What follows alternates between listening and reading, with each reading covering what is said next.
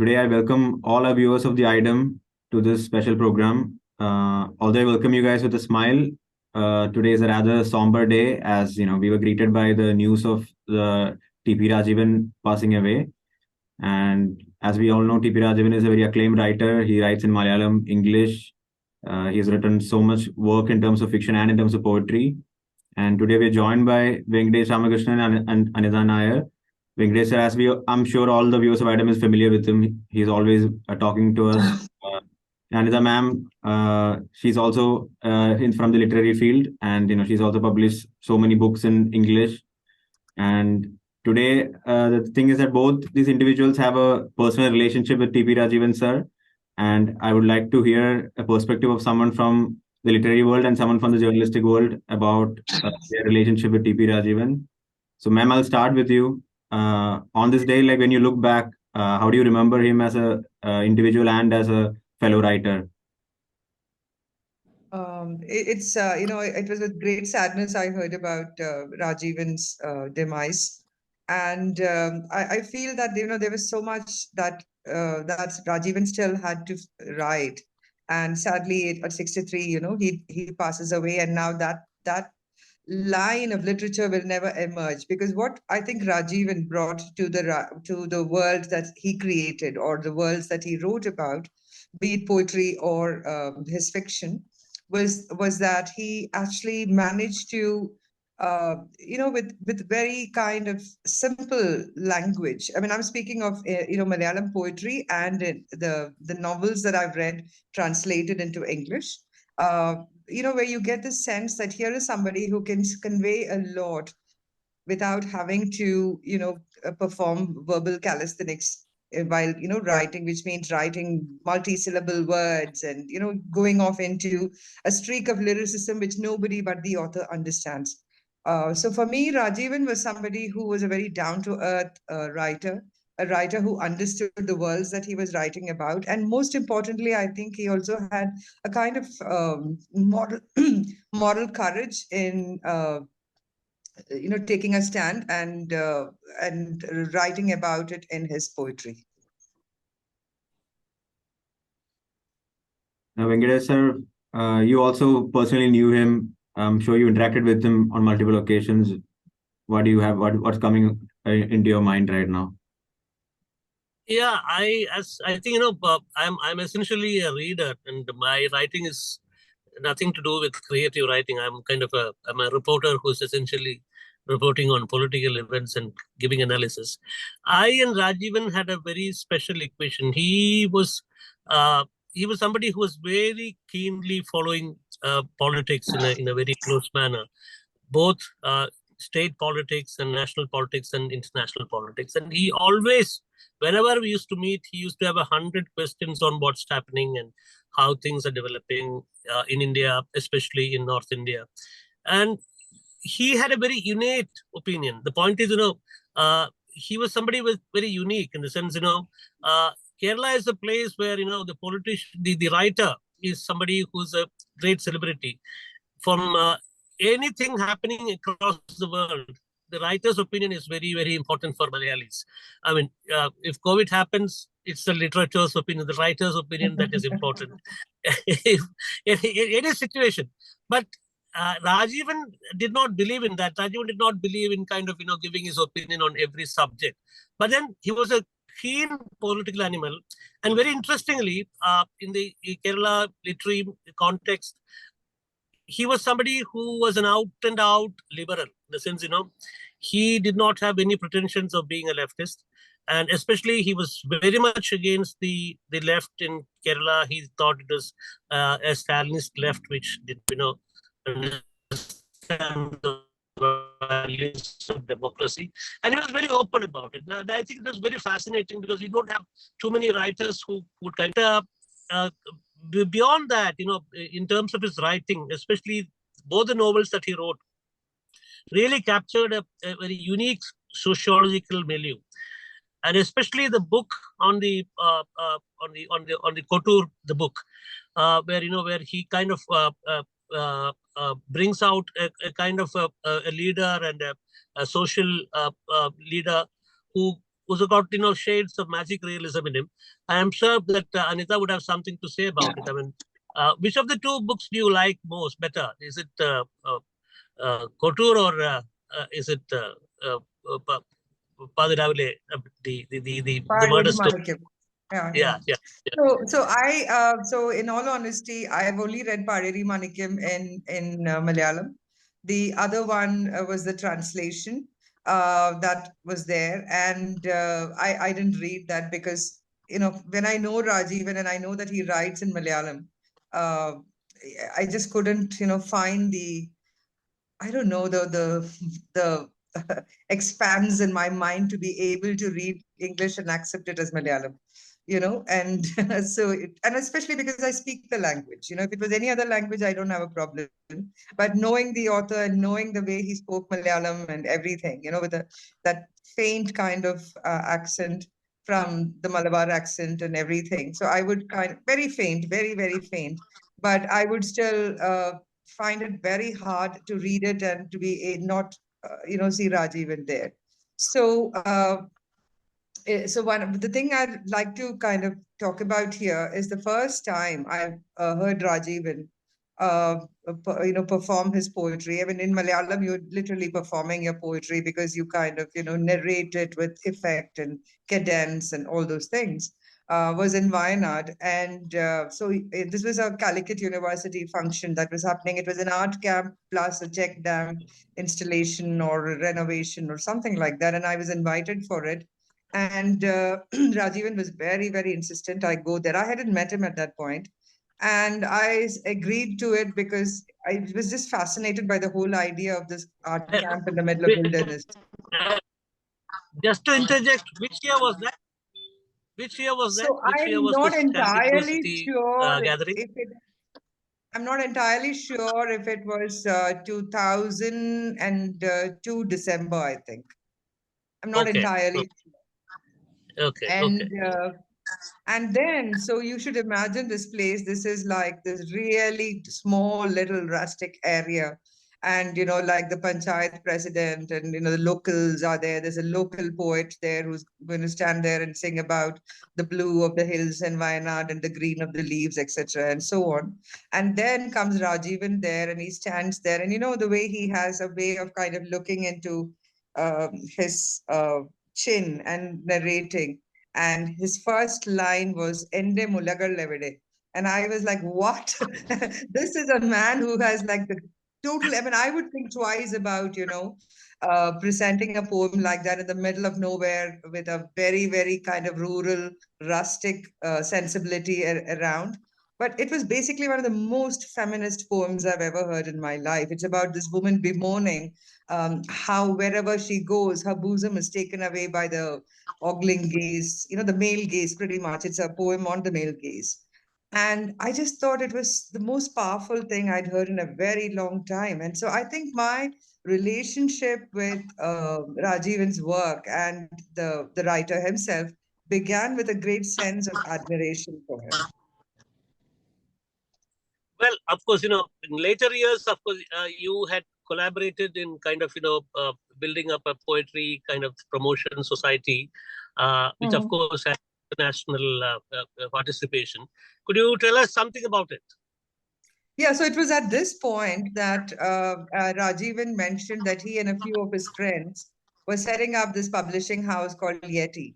And what he told me about this publishing fraternity that was setting up the Yeti Press, he said these were people who, most of them worked or had worked in the, in the Gulf countries, and these were all people who had really small jobs, but they loved poetry, and because of that, all of them wanted to kind of, make a small contribution towards publishing poetry, and that was how this publishing house came into existence.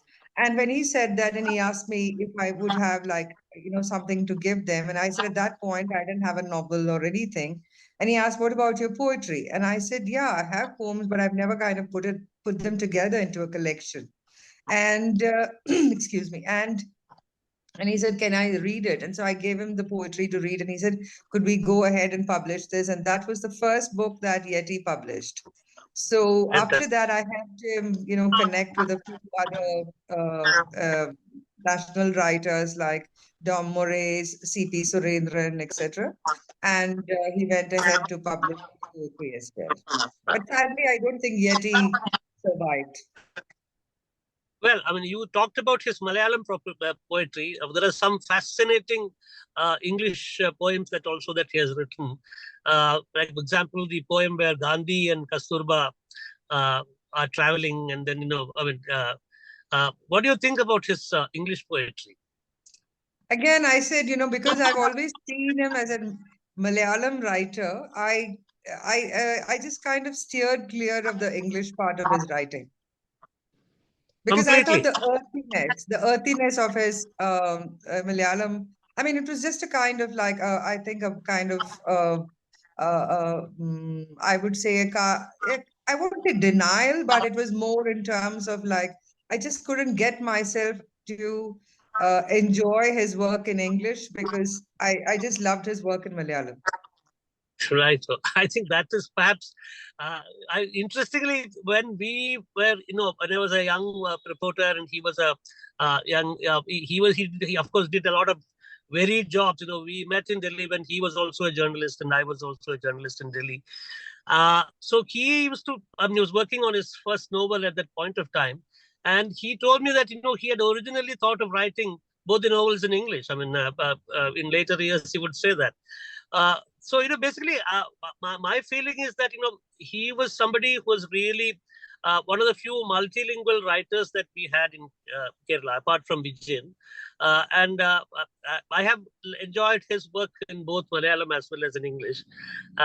So that is a very interesting difference between the two of us in the way that we looked at Rajeevan. How was he as a person? Well, my connection with or my interaction with Rajeevan wasn't too much, as in the sense that I've not spent a lot of time with him. But over the years, we would meet at some literary festival or some of those things that he organized when he was the advisor to the government and so on. And so I did a few things with him, and so there was always a great sense of, I think there was a great sense of mutual respect and admiration. So that was, I think, the fulcrum of our relationship, basically, that we liked each other's work, we liked each other's, ideology, life principles, and stuff like that, and left it at that. We never got into. I don't remember ever having like, sat around and discussed things with him and so on. I don't think so. Right. But when two Malayalis meet, they cannot miss discussing isms. They cannot miss discussing ideologies. There must have been some kind of discussion on that, because my conversations with him essentially revolved around politics, because I was a political journalist, and of course, I was not even a Monkey fiction writer, but then of course I admired his fiction.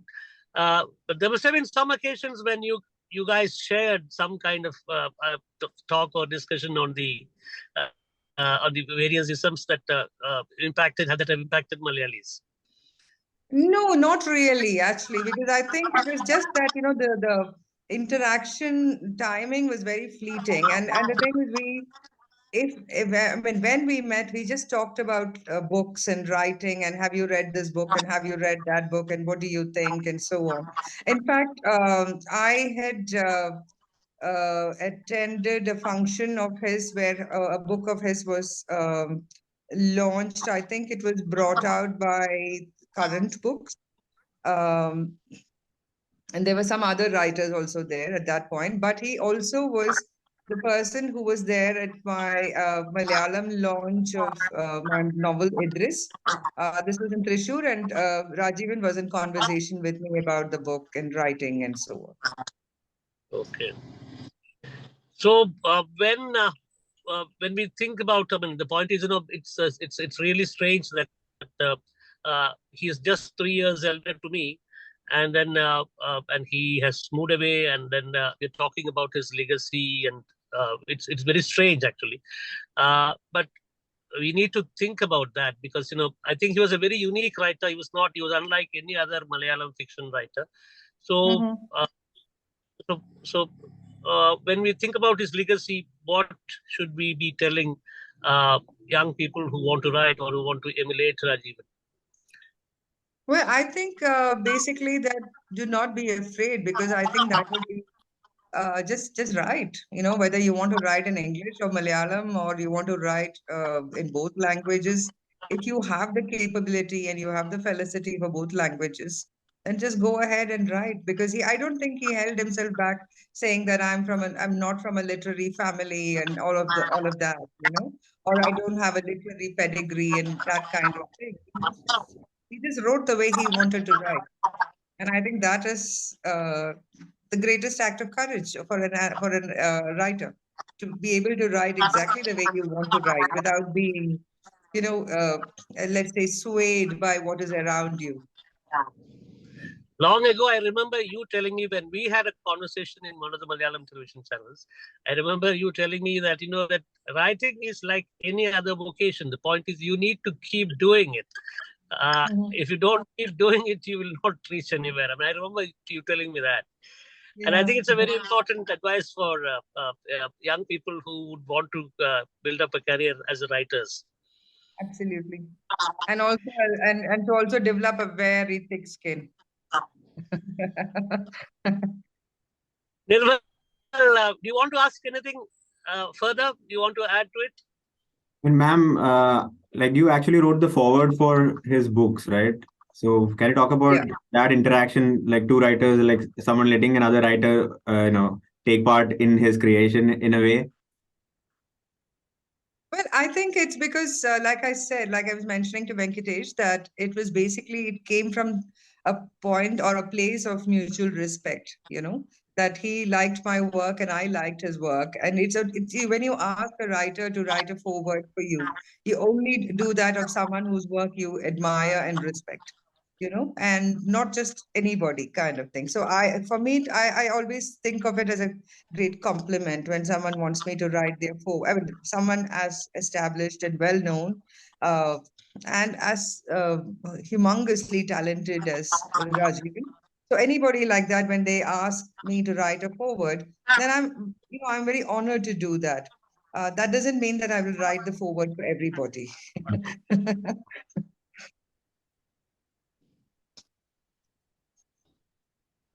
Well, Nirmal, I think, we have remembered Rajeev in a very unique manner, the way only the AIDEM can do. And of course, we will be continuing our conversations with Anita in the near future. I'm told that she is coming to Kerala soon, so that we will try and meet her in Kerala in person, not just over the Zoom. My generation is not exactly very familiar with all the Malayalam writers. And I did not know that Palari Manikam was written in 2013-14. I thought it was a much older novel. So to hear both of you talk about how bold he was, it's definitely something that I've taken to heart. As far as the keep on writing part and write the way you want to write, what's going to happen is going to happen. So I feel like even the viewers would have gotten to know him better, and young people listening to this, feel inspired from who T.P Rajeevan was. And I thank Anita ma'am for coming on this program and sharing her experiences and interactions with Rajeevan sir. So yeah, thank you for tuning in, and thank you ma'am, and thank you Venkitesh sir for taking part. Thank you. Thank you. Thank you.